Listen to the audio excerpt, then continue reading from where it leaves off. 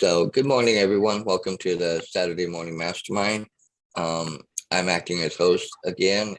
Samantha and Catherine are both out for respective reasons. Catherine said she couldn't join us, and Samantha is feeling a little under the weather, so we sent her lots of love and prayers and wishes for healing.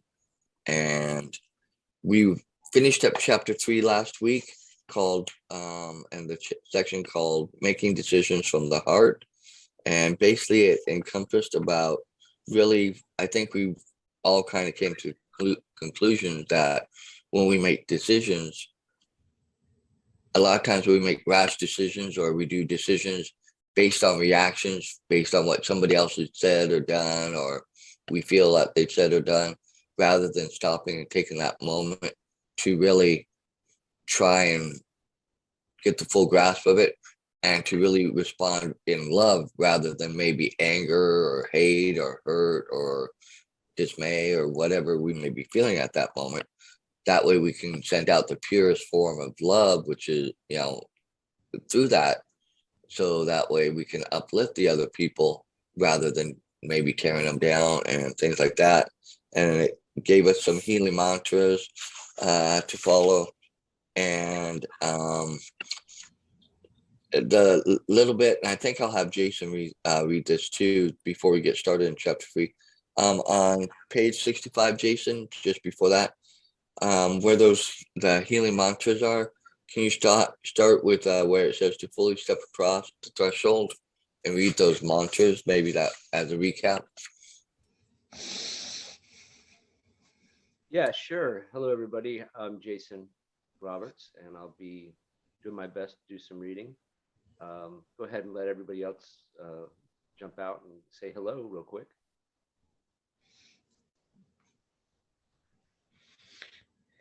Are we asking for the entire mob here to leap out? I'm Karen Lohoff, and you can probably tell the sun has risen in the last half hour and is shining in through the window that's just right beside me. Yeah, good morning, and thanks for hopping on, and thanks for hosting, Dan. I appreciate you hopping on, and much love sending out to Samantha and Catherine. And yeah, this last chapter 3 was really good, and I just want to say that in regards to it's the mantras and it helping us to keep in alignment with these with love in our hearts and being able to bless through our hearts to others. I think that's a really terrific thing. I'll go ahead and start here, like you said, Dan, in regards to this is chapter 3, page 65, just the end of the chapter here. To fully step across the threshold and enter the most exciting stages of spiritual growth, please repeat the following healing mantra. I hereby surrender the fate of all my choices to the highest vibration of love. I allow love in its purest, most powerful form to fully inhabit this body, to speak every word, to choose every option, to orchestrate all behaviors, to maneuver through each encounter by recognizing each moment as a chance to speak to others the very words I have always wanted to hear. I do this knowing that I share my personal love statement with all I encounter. I am using my time on this planet to repeatedly speak out loud what I remember not to receive from the past. I also thankfully survived. From this moment forward, I offer my personal love statement as a gift of evolution for all. This helps me remember that no matter where the finger of blame tends to point, I am only crying out for the grace of my own loving intentions. Now that I have given love permission to make every choice on my behalf, on some level, I accept that important stage of my journey is complete, And so I am free to be the love that I am for the healing, awakening, well-being, and ascension of all. And so it is. Thanks, Jason. That was great, and really appreciate that. And just for me to kind of try and summarize it up as best, I think a lot of what I think we all came to a real consensus last week that we all tend to really just say or do out of pure, like I said earlier, reaction or where emotions at that time that we're feeling, rather than stopping and remembering that we're speaking love out to everybody else, but it's also directed back at us for ourselves to help say the things that we need and want to hear to ourselves that we don't get from everybody else either, or that we wish we would get and that we need and desire. And sometimes I think as we go through this, I think we're learning we need to speak love to ourselves first and to love ourselves first. And then that way we can radiate that out to other people in the most purest form and sense. And so from there, it hopefully they can feel that and sense that and receive it that same way. So then in turn, maybe they hear or receive something that they need in order to move forward and give that same love back out to themselves as well as to others. So any other thoughts from you guys on that, or are you guys ready for chapter 4?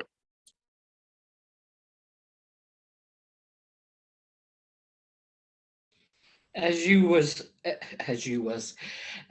talking about that, I'm doing a little aside here in my sentence. My mind seems to be hopping around a lot. I mean, our little conversation off to the side, you were saying hippity hop after I think it was Jason said he was going to hop on. And that seems to be what my brain is doing. And so it's not necessarily going to jive with what anybody else has been thinking. But I like to suggest things to my sister, and not necessarily just because she's my sister and all that kind of stuff, but she will actually call me sometimes and she will mention a scenario in her life that's bugging her, and she's not sure what to say, and she thinks that I would have something that I could suggest that she say. And I think I'm beginning to learn my lesson. It's taken me a lot of years, but I've realized that she resists just about any suggestion that I might give. For example, she was having a problem with someone that actually has quite a bit of say in her life, and I suggested that she talked to the person above that person and exactly what to say. And I said, now I'm going to get off the phone with you right now, and you can start writing this down so that you'll have it. And the next day I asked her if she had, and she hadn't done it. And I think back to when my father and my brother would tell me that she would go to them oftentimes crying for suggestions, and then not do the things that they would recommend. Now, I know I have a lot of resistance, and of course it's easier for me to see in somebody else. But even when you were talking, when Jason was talking about the mantras, I was thinking, I have a real difficult time turning over to anyone or anything. I mean, who can resist love? Well, here I am thinking, do I really want to have love make my uh, the things that I say, the things that come out of my mouth? Do I want to give that the importance of that, or do I want to hold on to my erudite comments? Anyway, I see you nodding, Dan, and I appreciate your encouragement, and uh, and I hope that I haven't bungled this so badly that nobody can tell what I'm saying. I'll let you comment now. No, I totally get what you're saying because I have done the same thing myself personally. I mean, I've done that myself to gone to people and asked them for their thoughts or ideas on something. And then kind of in my head, as they were telling me, I'm going, yeah, but that's not gonna give me the result that I want or the result that I think I want, when in actuality, I really want the result that they're telling me. I just don't want to go through that and I guess maybe admit to myself that that's what I need to do. And I think that's half the problem is a lot of times we don't want to admit that we're also part of that problem. And we really don't want to see that in ourselves. So we don't want to give um, it um, that authority, so to speak, in why we're doing what we're doing. So we kind of just push it off or say, "Oh, thank you, I appreciate your help and your advice," and then you go off and you come back and you do what you think you want to do or react the way you initially were going to react anyway. And I think that is a great little segue into chapter 4 for the ego, suffering, and the overstimulated nervous system, because I think this will tie in it to a little bit of what we were just talking about a little bit. So I'm going to hand it over to Jason again for him to read the ego, suffering, and the overstimulated nervous system, starting on page 67. And also, you can also get this book as an ebook, free on Script.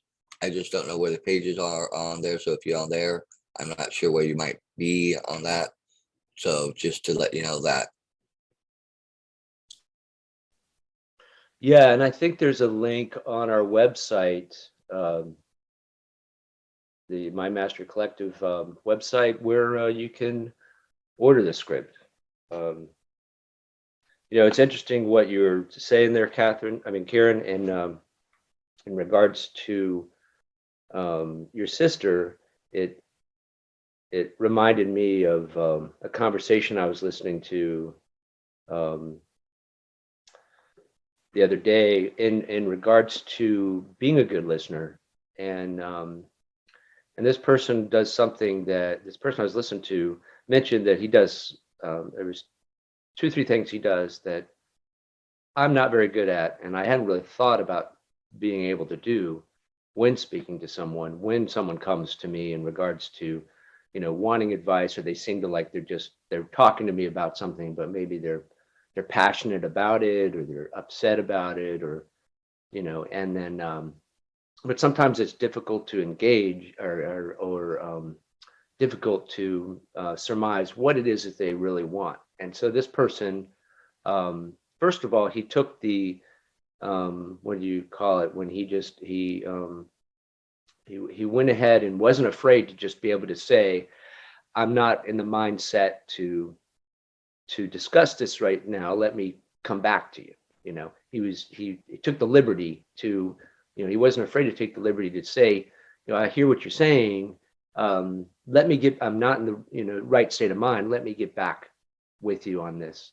The other thing was, in being a good listener, he was thoughtful enough to where he would be able to say or ask the person, are you looking for are you looking for a solution, or do you just need to vent? And either one is okay, because if you're willing to be a sounding board for the person, then sometimes they just need to hear themselves go through the motion, so to speak.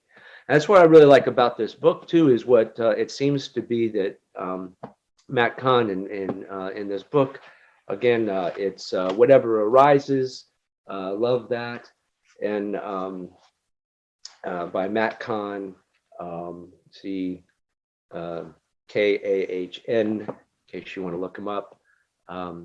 Yeah, he seems to be guiding us into a way with these mantras to get into alignment so that when things come up, we don't have just a knee-jerk reaction, that we have a frame of mind to act appropriately, from love, and to not kind of put our foot in our own mouth in regards to it. Because like you mentioned last week, sometimes when things come up, we're not ready for it, and we might just react. And I mentioned that I had that experience where I did that too. And being in alignment and being able to come from your heart and be ready for that and be like, I know where I want to go with this, even when you're blindsided by the opportunity. I think that's really powerful, and I love that he's guiding us to be able to do that. So let me go ahead and start chapter 4, Ego, Suffering, and the Overstimulated Nervous System, page 67. I remember when I began to see the importance of love, not just as an instrument of healing, but as a potent transformer of consciousness. It was during a very suspicious conversation I had with my guides, at which time I asked the question, what is the core of human suffering? I asked this question because in the very beginning of my journey, I became very familiar with the inner workings of ego and came to see it as a central cause of despair. Ego is much like believing you are the character in every scene of a movie, while forgetting that you are really the aliveness within the body of each character acting out various roles. Whether caught up in the storyline of family dynamics, defined by ups and downs of your work environment, or happy only when those around you are satisfied, an attachment to ego often creates the pain that you hope to resolve. Even though I could see how much chaos the ego created, there was something inspiring to me to look even further. Perhaps I was drawn to look deeper because there is such a widely accepted spiritual belief that we must develop strategies to transcend ego or try to escape it in some way. While it made sense that so many people would attempt to overcome the very source of their suffering, I didn't feel this was a complete understanding of ego or even a loving approach. As a result, something motivated me to ask for further clarification. I asked this because I intuitively knew the wisest approach must always be rooted in love. Even when attempting to open the door of liberation or to extinguish the flames of personal despair, a spiritual goal can often become so all-consuming that it becomes easy to go about your journey in a goal-oriented manner. This reminds me of a trick or treating. This reminds me of trick or treating as a child on Halloween. My friends and I, dressed in our favorite costumes, were so focused on getting as much free candy and covering as many neighborhoods as possible, we didn't take the time to even give much eye contact or thank you to those who filled our bags. In the same way, you can be so blinded by the number of mystical experiences you collect or how much understanding you hope to find, you may not even take the time to wholeheartedly receive the gifts that have been given to you. In the heart of surrender, your highest aspiration is to fulfill each goal in the most loving possible way. If there is an imbalance, it will be healed with love. If there is confusion, it will be clarified with love. If there is anything to choose, it will be chosen by love. If there is anything to awaken, it will be awakened by love. This helps you to see the precious step on your, this helps you to see every precious step on your journey as something beyond a means to an end. It's certainly not about finding the right answer in the back of a textbook, or even how well you can articulate what you've learned. Instead, the beauty of your highest wisdom is reflected in how often love influences your decisions. Thanks, Jason. Yeah, let's just kind of, because I had some things come up, and yeah, that's great. I like how he goes in and he doesn't jump right into all the ego stuff. He talks about the importance of the whys and everything, of kind of like how, you know, we get to where we're at and how we're looking at these things, and kind of goes back to what we were saying before of how we'll go to somebody asking and wanting, you know, advice or suggestions or something, but then we don't really listen to that. And I think that's part of the ego getting in the middle of it. I see that Samantha did jump on, so I will let Samantha jump out and say hi if she wants. Good morning. I'm here, just a little slow this morning. Good morning. Good morning. Well, I'm glad you're here, but you know, hopefully you're feeling better and doing okay. I don't, just to let you know, I don't have it going to the YouTube channel, so you'll have to do that later. That's just a note between us here. But I like the, there was a part in here where he actually asked that question, and I'm trying to find where he said, oh, what is the core of human suffering? And I think that's a question I think we all really have asked at one point in time or another during our lives. And of course, I think everybody comes up with their own idea of what they think that is based on their personal perspective of where they're at and what they've gone through. But I think we forget that there are probably a lot of other people who have been through or gone through similar or like-minded situations that we've gone through, and who through love may have been able to find the right answers that they were looking for or move closer to that. Whereas like me, when I was saying earlier, sometimes I go to people and I ask them for their advice or their, you know, suggestions or whatever on what to do, how to move forward, but then I reject it. You know, am I really being that open with love, even to myself? And so with that, you know, I think that's something that's worth, you know, thinking about, and going back into our own selves first as we're, you know, trying to get to that place where we're working out of love for ourselves plus for others out there and what we're giving out, so that way we can have that ripple effect or help, you know, push that out so other people can gain that same feeling or idea also.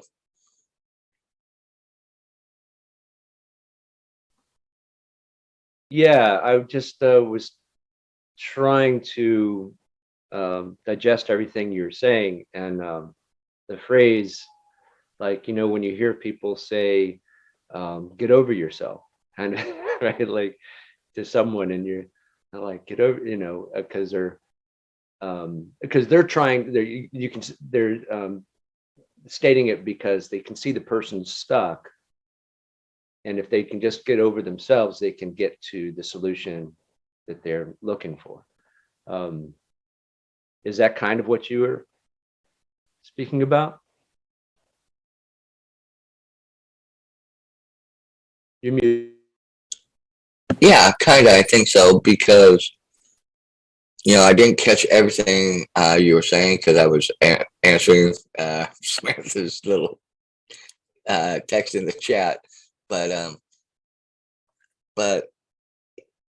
yeah, I think we just kind of just want that help, but we say we want that help, but then in the end we react like we don't want that help when deep down we really want it. I think we just have trouble sometimes accepting it and then being able to turn what they offer us and take that internally and give it to ourselves and then push that out to others, so we react out of love towards others rather than from where we originally came from.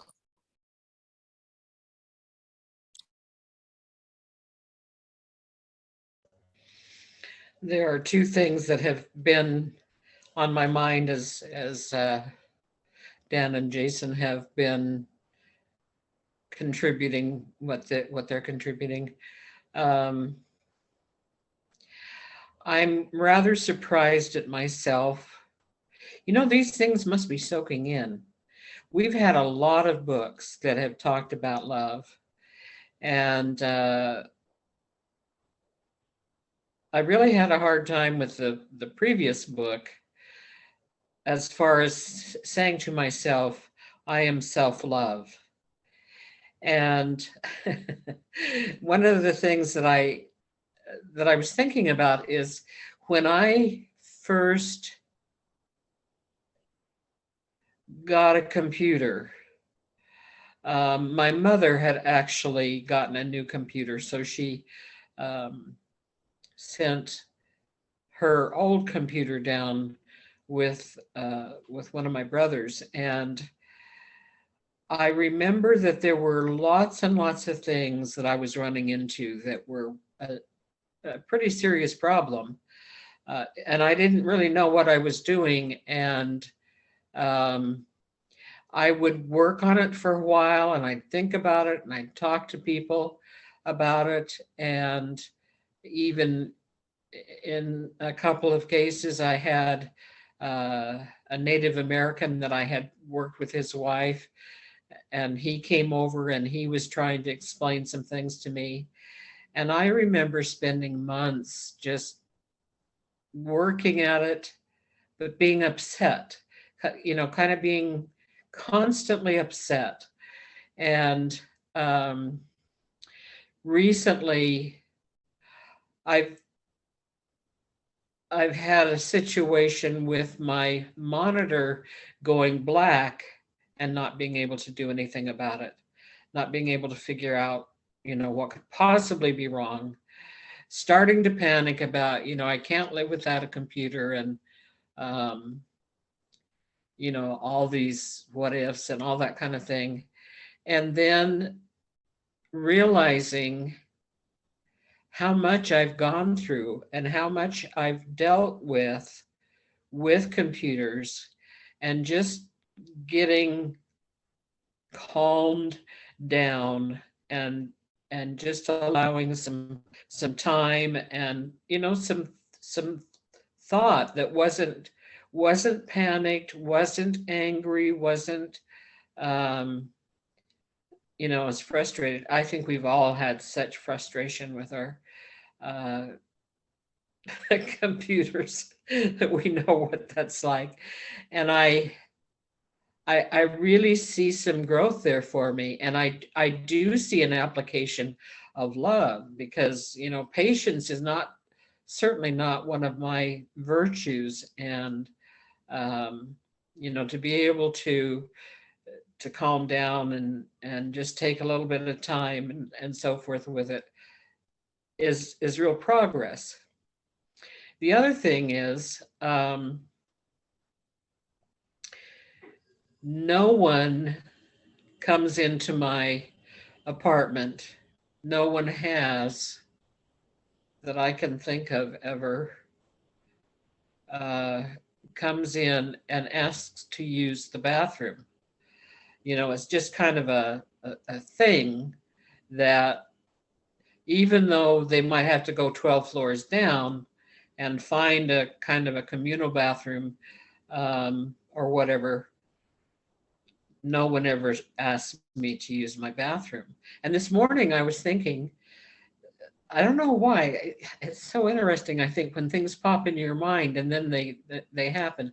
But I was thinking, somebody could ask for the use of my bathroom. And then you get used to how things are, and you think, well, that's not going to happen. But someone brought me my breakfast, and she had her hand on her stomach, and she said, I really hate to ask you this, but I don't think I'm going to make it. I need to use your bathroom.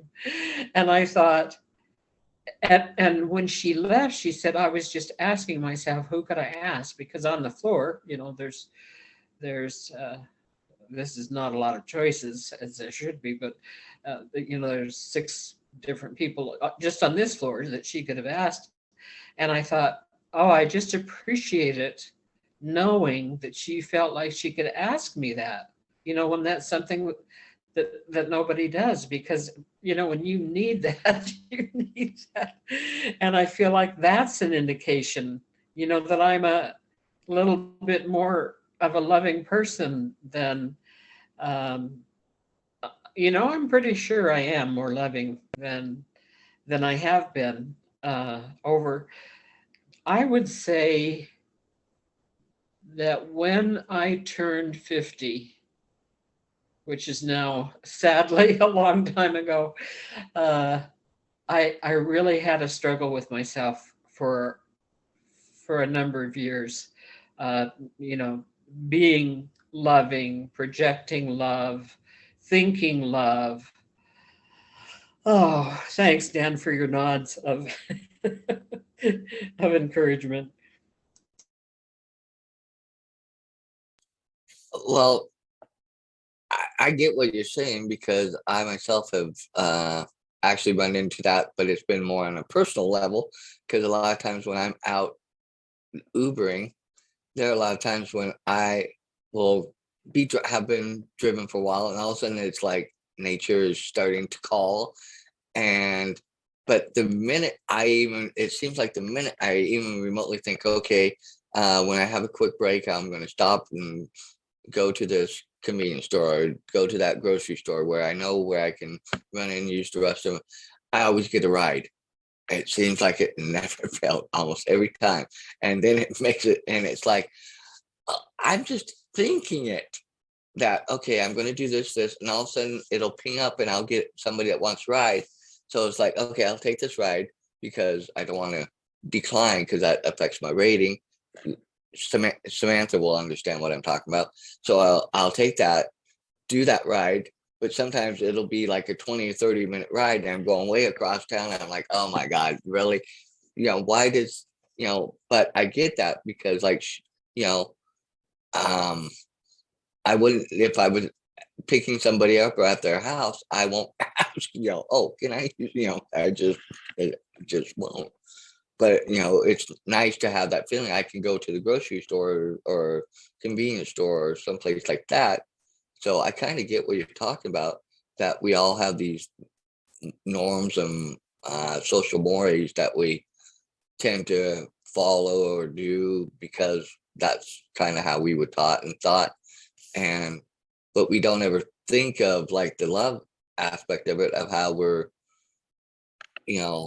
how in intricate moments or even moments of things like that, how we act and how we respond sometimes, and to, like you said, to have her felt like she was comfortable enough to ask you, that made you feel good.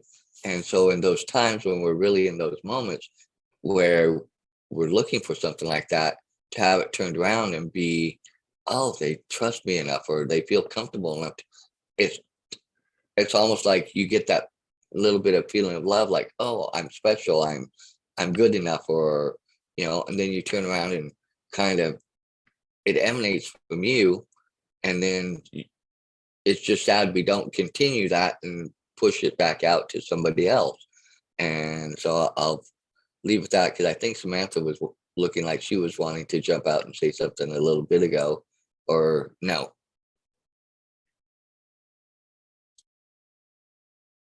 Yeah, I jump out for just a little bit. Hopefully my voice will be okay. I just have been really past couple days. I was watching a TV show last night, and in the scene, this woman had she had gotten amnesia, and she was speaking to her boyfriend at the time, and her boyfriend, of course, knew that she had the amnesia, but he was struggling with the fact that she didn't remember him.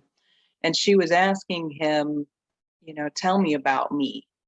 And he kept trying to tell her, and it was like all these things that he was telling her were things how she had affected him, and in all these different ways. And she's like, well, that's not exactly what I'm trying to get at. She's trying to get answers on, I don't know what she was about, and all he could tell her is how she made him feel. And it kind of struck me, kind of like what you were just saying, Karen, is this kind of concept of, we're kind of like the sum of how we make other people feel, right? And so if we, because I mean, sure, we know ourselves, and by ourselves we are ourselves, but out in the world and with everyone else, the sum of us really is how we affect other people. So that just kind of popped into my mind when you were talking about that. It was interesting. Oh, wow. That makes me think, I don't know how long ago I heard stories to this effect, but that um, I hadn't heard this term before, I guess, until I was hearing about Lori's mother, but when you cross the Rainbow Bridge, when you pass through to the other side, one of the things that happens is you experience a review of your life, and that's basically what it is. It's not like, did you work for GE for 30 years? Did you do some artwork, stuff like that. It's how you made people feel, and that's the thing that you're kind of experiencing for yourself, is how you made other people feel. And I really think that as we try to absorb the concepts of this book and some of the other books that we've read in regards to love, we can be more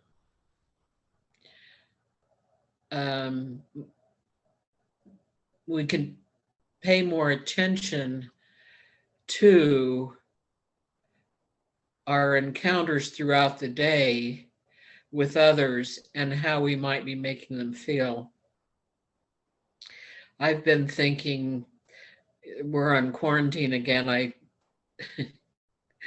I just love it when we have COVID in the house, or really until this time, it's been that people have feared that there was COVID in the house, but to not even be able to go to the dining room and visit with people, to not be able to go to any of the activities.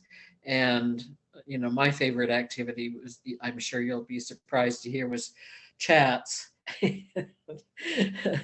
To not be able to go and chat with other people. All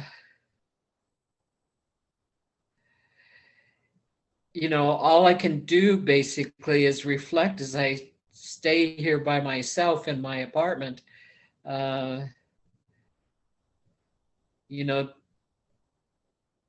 I think about the people who've moved out already, and about my trying to do that,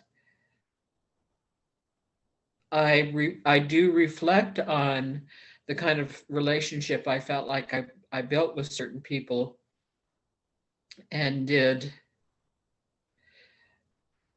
did I contribute to our relationship with a sense of love? Um, these are not thoughts that I can recall having throughout my life. So to have them now in my later years, when there's not very much time to clean up my act, well, I'm sure you get the drift.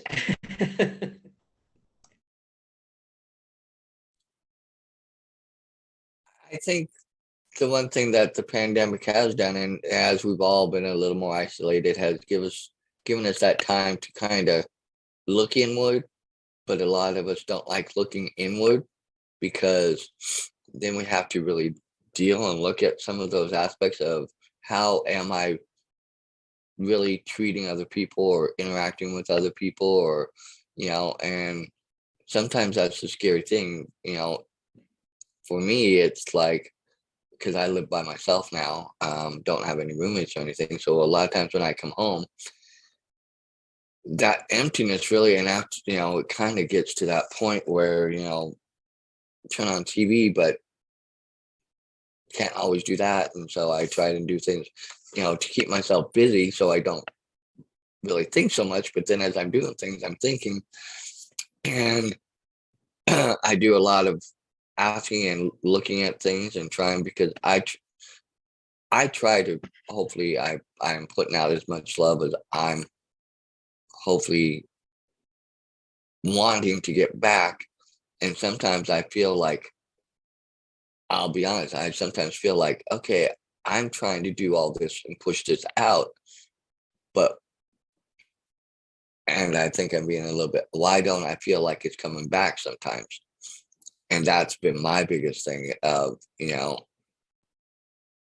I'm trying to do what I think is putting out love. And I don't know, that's, maybe it's kind of like going back to where he talks about the Halloween thing, where I'm out and, out running around to all the different, so focused on that I'm not focused on, like the little things, like, saying the thank yous or I love yous, or taking those extra minutes to appreciate and put into that minute, rather than just thinking I'm pushing it out and giving out what I feel is love, and that I honestly believe I am giving out. But then it makes me wonder, why does it not seem like it's coming back? So now that makes me question, well, my motives sometimes, and what am I really acting out of love? And that sometimes is a hard pill to swallow sometimes, because I really don't know. I'm still trying to figure it out. Right. Yeah, that's that's the thing too. Like just what you're saying, it's you can feel sort of. I don't know if anybody of you have friends out there that sort of seem like they're sort of energy suckers or energy vampires. It takes a lot of effort on your part, and you don't seem like you get much love back in return. But that's what I like about what Matt Kahn is saying through guiding us in blessing in this way, is that you blessing from the heart, but through your heart. So you receive your own blessings first. You're actually blessing yourself. And in blessing yourself, you're doing it in a way where you're giving those blessings to others as well. Because it's kind of like, those are the things we know best that people need, because we've felt the need for those things ourselves. So those are probably the best things that we have the most experience in being able to bless someone, because we know exactly what we needed to hear. So why not?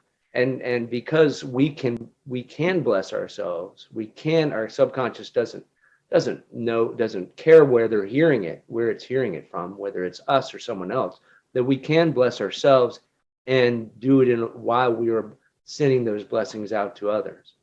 And so there is a kind of understanding that, you also kind of have to take a moment to be like, okay, I need to accept these blessings as I am giving them. I need to accept them for myself as well as I'm giving them to others.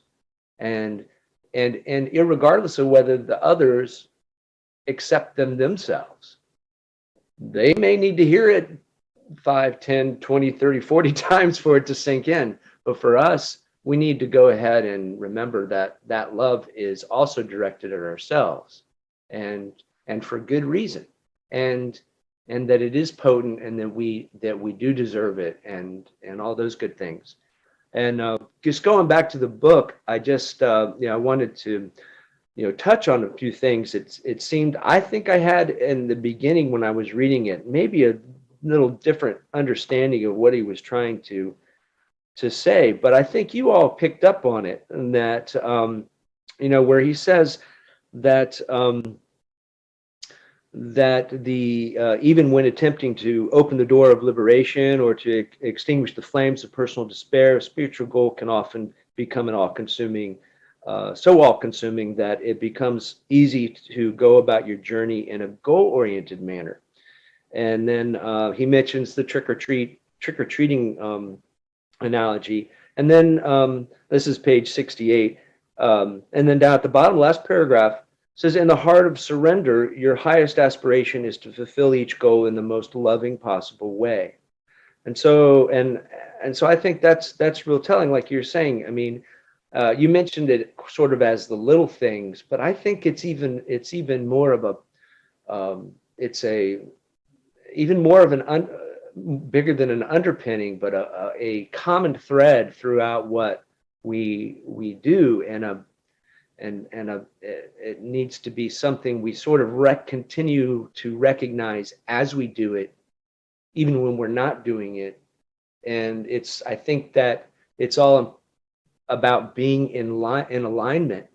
I think we're kind of working as we go through this life to get into alignment, to allow us to have the correct reactions that we need. It says that if there is any imbalance, it will be healed with love, so that we have that alignment, and we are going through all the motions with love, so that this can be allowed. If there is any confusion, it will be clarified with love. And so that if there is anything to choose, it will be chosen with love. And if there's anything to awaken, it will be awakened by love. And this helps you see every precious step on your journey as something beyond a means to an end. And so that it becomes more than just looking to receive that which we put out in the world. And it becomes that love flowing through us that can invigorate us. And it says it's certainly not about finding the right answer in the back of a textbook, or even how well you can articulate what you've learned. Instead, the beauty of our highest wisdom is reflected in how often love influences your decisions. Kind of like what Karen was getting at, and she's recognizing more of her experiences were being experienced through her love, and through her being able to give love. And I hear you, Karen. And Karen, sometimes I show my love by not inviting people to use my dirty bathroom, because I think that might just ruin their entire day, if not week. like maybe I shouldn't offer that on the way out the door. But yeah, I hear you. I love you guys. I really appreciate it. Thanks for letting me read, and thanks for hosting. And it's really good to see you, Samantha, smiling, and I hope you're feeling better today. Yeah, I was just going to touch back on the little bit that because after we had all this discussion, I actually went back and zeroed in on that little last paragraph about in the middle, in the heart of surrender and all that. But and then getting down into it, instead of, this is where I kind of really kind of was trying to get back to, instead of the beauty of your highest wisdom is reflected in how often love influences your decision. And it's like, that I think that's part of the big key, is how often does love really influence my decision making, and how does it come out? And I feel in certain areas it does definitely play out like that. I really sit and stop and look and try and look at where I'm coming from. But in a lot of areas of my life, do I really stop and look at, is my decision really coming out of love, or is it really me reacting, and me just reacting in the moment, in the pain and the hurt and the anger and the dismay, the distrust, all that? Because trust is a big area that I still have some issues with, and I still, because of, all the things in my past. And I think that's another kind of little block in reacting out of love too, is that trust. And so therefore getting past that and letting that love be that guiding light. So I think, for me to, going through and reading about this has helped kind of put a picture in my head of, kind of where I'm at, areas I need to focus and work on more, and areas that I should continue in that thought and vein in those areas that I do that. So that's my last little bit. Any other last thoughts from anybody? Or I'd just like to mention that when Jason was talking about or reading about blessing ourselves, it made me remember that if I look through my journals through the years, occasionally I'll run across a statement that I want to bless the lives of others. And I really haven't focused on that so much. Hopefully that's been kind of ingrained, because I really do think that I've been a little bit more aware of that, being in the community that I'm in, and there being so many people who clearly need to feel that they can still contribute, and that that people still like them, and people will still, it's really hard when you're older and you realize you don't begin to look like you used to look, and you think about all the stuff that you used to. I had this best friend, and we would laugh all the time about all kinds of crazy things, like tags, skin tags, and this one woman supposedly had a gargantuan amount of skin tags, and I don't know how we could possibly find that so terribly funny, but we did. And it's just invaluable to be someone who's willing to reach out to others. There's a man that always sits by himself in the dining room, and I noticed that no one seemed to talk to him.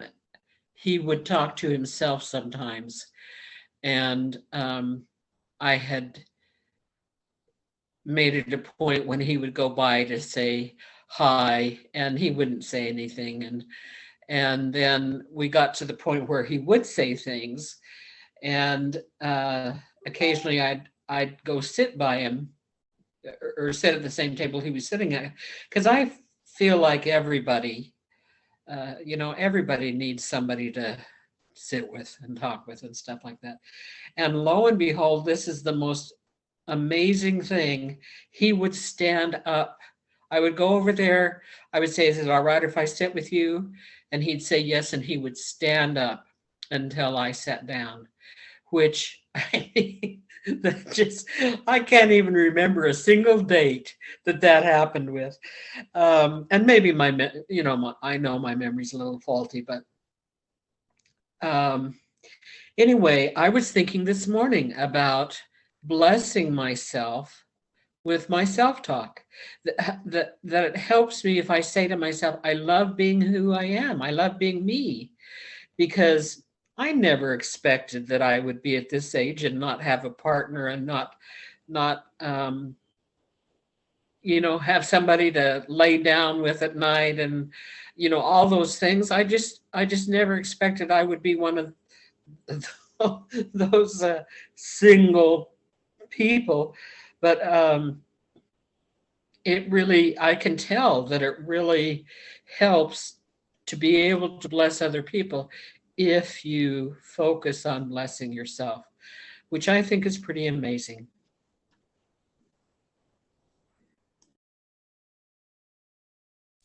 Wow. It's wonderful. It's a wonderful thing to know about it and to be able to do it and to experience the joy from it, I think, also. And it's part of the journey instead of just the goal of, oh, well, I made this person's day, I made that person's day. While I was doing that, I also made my own day. So those are some great thoughts, I think. I love that you put yourself out there to say hello to someone and that you recognize that what you did. And I love that. I think that's immensely important, especially in this day and age. Thanks again, everybody. Samantha, anything from you, or are you good? Yeah, I can jump out for a moment and just kind of share my final thoughts on everything that was said today. When I first got on here, and you had talked about the section where it was talking about the core of human suffering, and then you went on to say something about when people try and give you an advice and you don't necessarily, or we as general people tend to want to reject that advice. A lot of times, for whatever weird reason, we have this kind of tendency, at least that's how I've noticed it, is that when people try and give us advice, we have the tendency to reject it. But yet we can read a book and then we're taking that advice like it's gold. It's somehow different. I don't know why, because we found it ourselves. Maybe that's a clue right there. Okay. So, because my thought is that, we have this tendency to reject what other people are trying to send us. And generally, when it's advice, it's coming from a place of love. I mean, sometimes we feel like we're being judged, but we ought to know better, because when we give advice, it's out of love. It's because we see the big picture, right? And and so that kind of made me think about this other aspect of when we try and send people love, even if it's just a thought of love, or we try and tell them, they're feeling down and on a particular day or whatever, and they're saying how crappy they feel emotionally, or they feel like they're not pretty enough, or they feel like they're not good enough in some way, and we try and send them love and tell them, no, you're great, you're awesome, you're this, you're that, and they still don't receive it. And we have this kind of tendency to not want to receive from other people the thing we ultimately really, really, really want. And so, I think what Matt's trying to tell us when he says, what's the core of human suffering? It's us. We do it to ourselves. We don't allow ourselves to receive the love from people. We don't allow ourselves to receive the good advice. We don't allow ourselves any of that. And he's saying, the thing is you can't give anybody something they're not wanting to receive. All you can do, the only person you have any control over is yourself. And so that's why he's talking about giving yourself love, because you're the only one that's going to give it to yourself anyway. No matter how much other people try and give it to you, you're the one that actually gives it to yourself, because you're the one that allows it to come in. You're the one that tries to block it. You're the one that can, even when you're saying it to yourself, you can block it. So ultimately, I think that's the biggest thing he's trying to convey to ourselves, is that we are the source of our own love. No matter how much other people try, no matter how much other people try to be mean to us or be happy to us or be loving to us or be whatever to us. We are the only ones that have control over whether we let those things in. So I think just that idea of when we recognize that we can receive or not receive people's advice, it's the same thing with love. We can receive it or not receive it. It's up to us. And it's the same thing when we're talking to ourselves and the things that we say to ourselves. It's the same thing. Is that, if we're saying negative things and we're accepting those things, then we are accepting crap from ourselves instead of accepting love. And when we tell ourselves we're not good enough or we're not, we don't do enough or whatever it is, we're doing that to ourselves. So if we can recognize that, then we can change it, just like we can change those thoughts that we say to ourselves. So that's kind of my final thought on this. I'm not sure how far we got in the chapter since I wasn't here when you guys were reading, but that's it for me.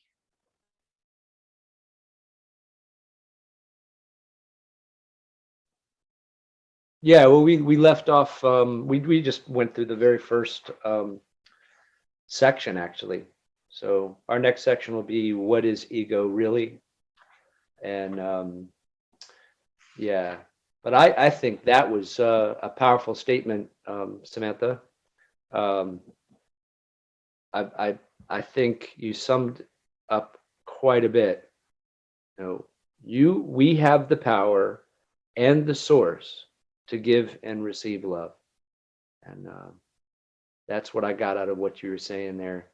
And also, in regards to people not taking our advice, it just occurred to me, when people are venting, when I'm venting, I'm not in the right state of mind to receive the love. The very thing that I might be venting about, I probably am not in the right state of mind, or I probably need to calm down a little bit.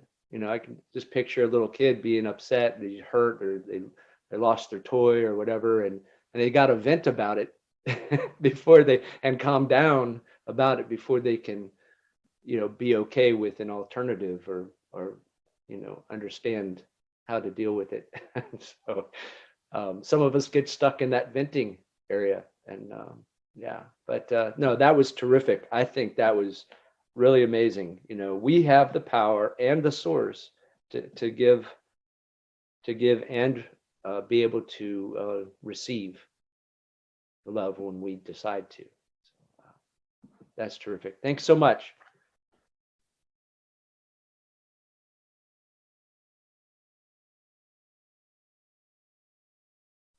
You're muted, Dan.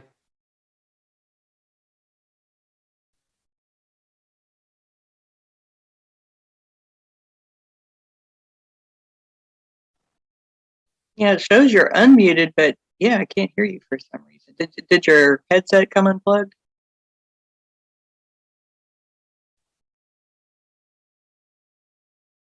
Yeah, reconnect your headset.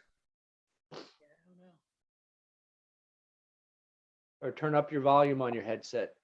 I could hear you very slightly, I thought, for a second. There you go. Starting to hear you.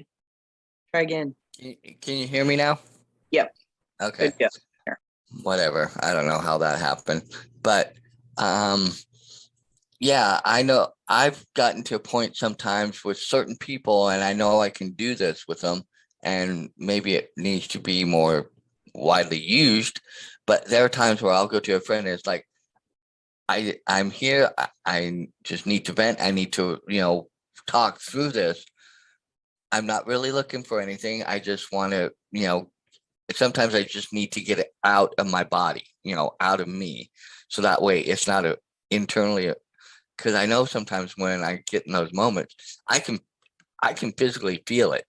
And it's like, I just want to get this negative, ugly, bad, whatever energy out. And I just need to speak it and get it out. Once I do that, then I'm probably more open and receptive to then whatever anybody says that. So I have done that with a couple friends sometimes, just saying, I'm here, I want to talk a little bit, but right now I just need to vent and get, and they give me that, and they, give me that space, because they've learned that when he says that, he really needs that.